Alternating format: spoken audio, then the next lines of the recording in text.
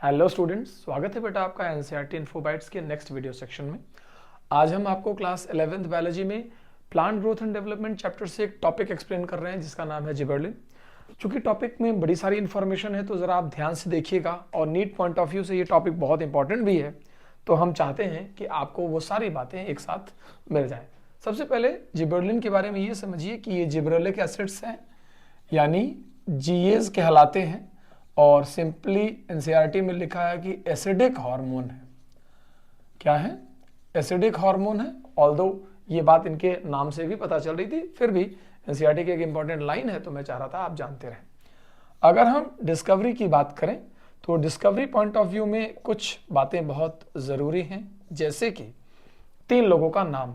एक फुजिनो है, दूसरे उनके साथी हैं जिनका नाम है कुरोसावा, और तीसरे या तो हम याबुता की बात करते हैं या कुछ जगहों पर सुमुकी के बारे में भी लिखा हुआ है। ऐसा कहा जाता है कि जापान में एक डिजीज राइस के साथ पाई जाती है जिसे हम फुलीस सीडलिंग या बकेन डिजीज कहते हैं। सही वर्ड फुलीस सीडलिंग कहिए या इसका नाम बकेन डिजीज है। आपको मैं पहले शॉर्ट में समझाता हूँ। जब राइस प्लांट की सैपलिंग्स बोए जाते हैं तो क्या होता है कि कुछ प्लांट्स नॉर्मल लेंथ से थोड़ा ज़्यादा बड़े हो जाते हैं, हाइट उनकी थोड़ी लॉन्ग हो जाती है। चूँकि ये प्लांट वीक हैं तो संभल नहीं पाते इस हाइट को और बाद में टूट कर गिर जाते हैं। ऐसे सीडलिंग को ही फुली सीडलिंग कहा गया। ये बिलीव किया जाता था कि disease is caused bye a fungi, और उस फंजाई का नाम था जिब्रेला फ्यूजिकुरोई। नाम जरा ध्यान दीजिए, जिब्रेला फ्यूजिकुरोई नाम के एक फंजाई से पहली बार ये डाउट हुआ कि ये डिजीज होती है। लेकिन इन्हें जो कुरोसावा ने 1926 में पहली बार ये कंफर्म किया कि अगर हम इन्फेक्टेड प्लांट्स को लें, आपको मैं हिस्टोरिकल बैकग्राउंड समझा दे रहा हूं जो एनसीईआरटी की 5 लाइनों में बहुत इंपॉर्टेंट लिखा है।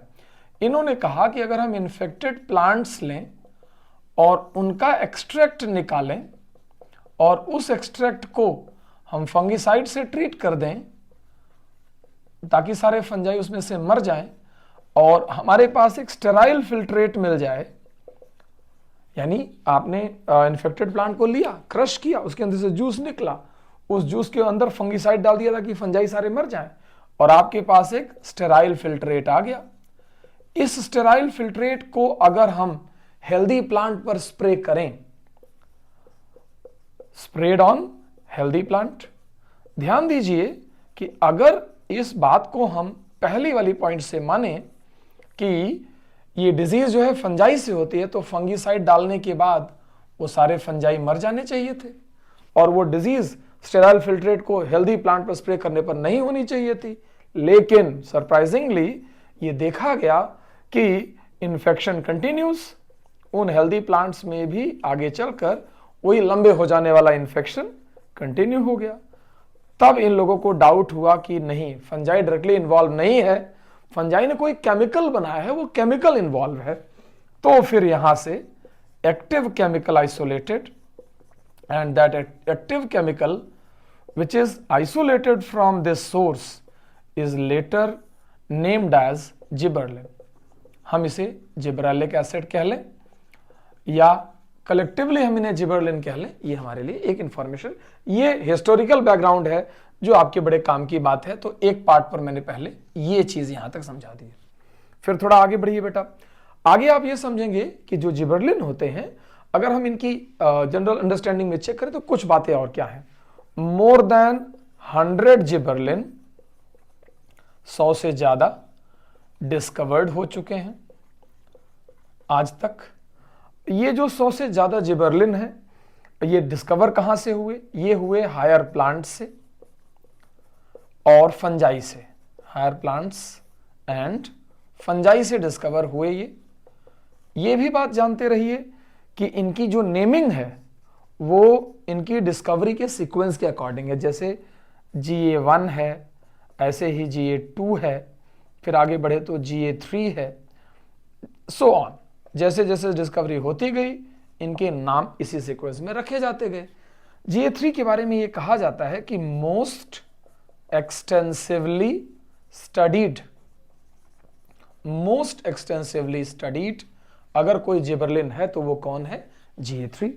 बल्कि इवन ये तक भी कहा जाता है कि GA3 प्लस साइटोकाइनिन, याद कीजिए स्टूडेंट्स, GA3 और साइटोकाइनिन को अगर मिला दिया जाए तो दोनों मिल करके पोमेलिन नाम का हार्मोन बनाते हैं, और ये पोमेलिन इलॉन्गेशन ऑफ फ्रूट्स में इन्वॉल्व होता है।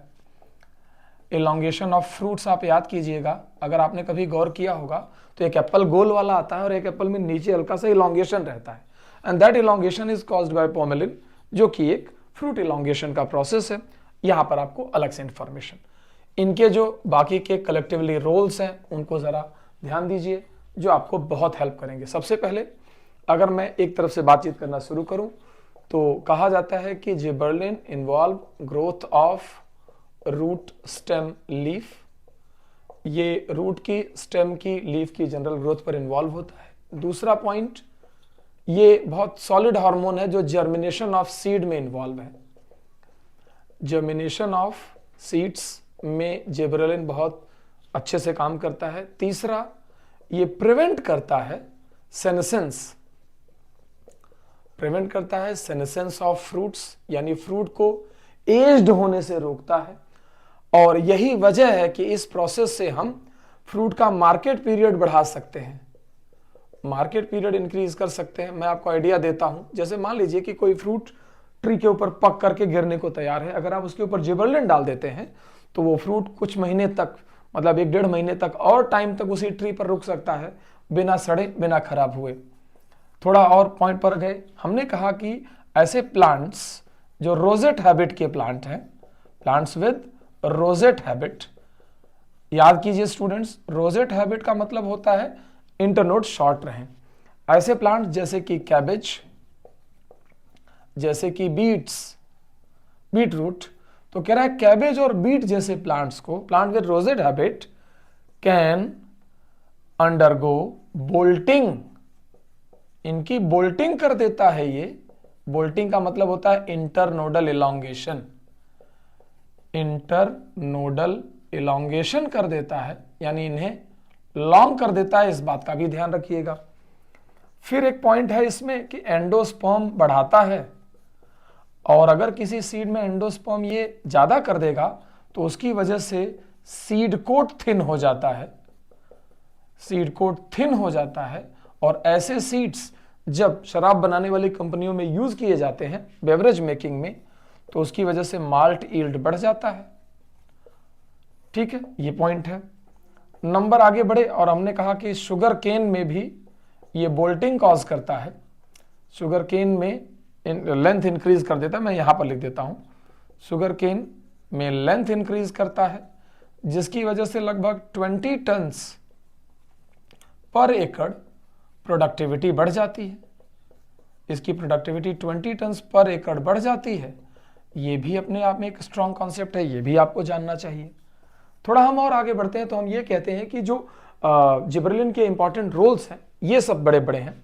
एक पॉइंट और छूट रहा है, दैट इज प्रिकोशियस फ्लावरिंग, यानी कि जिबरलिन जुवेनाइल कॉनिफर्स में अर्ली फ्लावरिंग इंड्यूस कराता है। अर्ली फ्लावरिंग, जल्दी फ्लावरिंग करा देता है, यानी वेजिटेटिव पीरियड को शॉर्ट कर देता है। ये काम ये करता है जुवेनाइल कॉनिफर्स में।